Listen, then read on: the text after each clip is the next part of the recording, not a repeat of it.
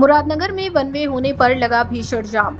सावन के पवित्र महीने के पहले सोमवार के अवसर पर कांवड़ यात्रा को निर्विघ्न और सुरक्षित संपन्न कराने के उद्देश्य से पुलिस प्रशासन द्वारा दिल्ली मेरठ मार्ग पर यातायात की वन वे व्यवस्था लागू की गई। हालांकि प्रशासन का ये कदम तड़के ही आम मुसाफिरों और वाहन चालकों के लिए एक बहुत बड़ी मुसीबत का सबब बन गया। जैसे ही हाईवे को एक तरफ से बंद कर वाहनों को वन वे रूट पर डाइवर्ट किया गया, वैसे ही मुरादनगर इलाके में अचानक गाड़ियों का भारी दबाव पड़ गया और देखते ही देखते यातायात व्यवस्था पूरी तरह चरमरा गई। तड़के सुबह से ही मुरादनगर गंग नहर से लेकर दुहाई तक का पूरा इलाका एक विशाल पार्किंग लॉट में तब्दील हो गया। कई किलोमीटर लंबे इस भयंकर जाम में सैकड़ों की संख्या में कारें, बसें, ट्रक और दोपहिया वाहन पूरी तरह फंस गए। दूर दूर तक केवल लाल बत्तियों की कतारें और गाड़ियों का हुजूम ही नजर आ रहा था। घंटों बीत जाने के बाद भी जब पहिए आगे नहीं बढ़े तो भीषण गर्मी और उमस के बीच गाड़ियों में मौजूद यात्रियों का हाल बेहाल होने लगा।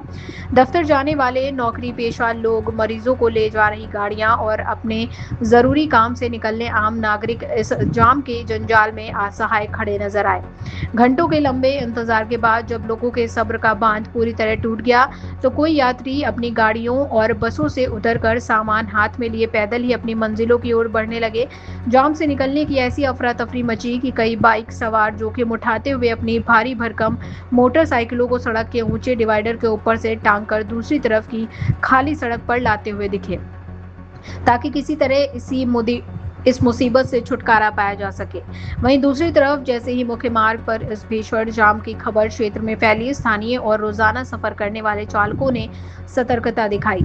लोगों ने मुख्य हाईवे से बचने के लिए मुरादनगर शहर के अंदरूनी रास्तों, कस्बों और छोटी छोटी गलियों का सहारा लेना शुरू कर दिया। वैकल्पिक मार्गों पर भी वाहनों का दबाव बढ़ गया, लेकिन फिर भी लोग किसी तरह तंग गलियों से गुजरकर जाम को चकमा देकर अपने अपने गंतव्य तक पहुंचने की जद्दोजहद करते रहे। घटना की सूचना मिलने पर पुलिस और यातायात विभाग के आला अधिकारी व कर्मचारी मौके पर पहुंचे। भारी पुलिस बल की तैनाती और घंटों की कड़ी मशक्कत के बाद आखिरकार स्थिति पर कुछ हद तक नियंत्रण पाया जा सका।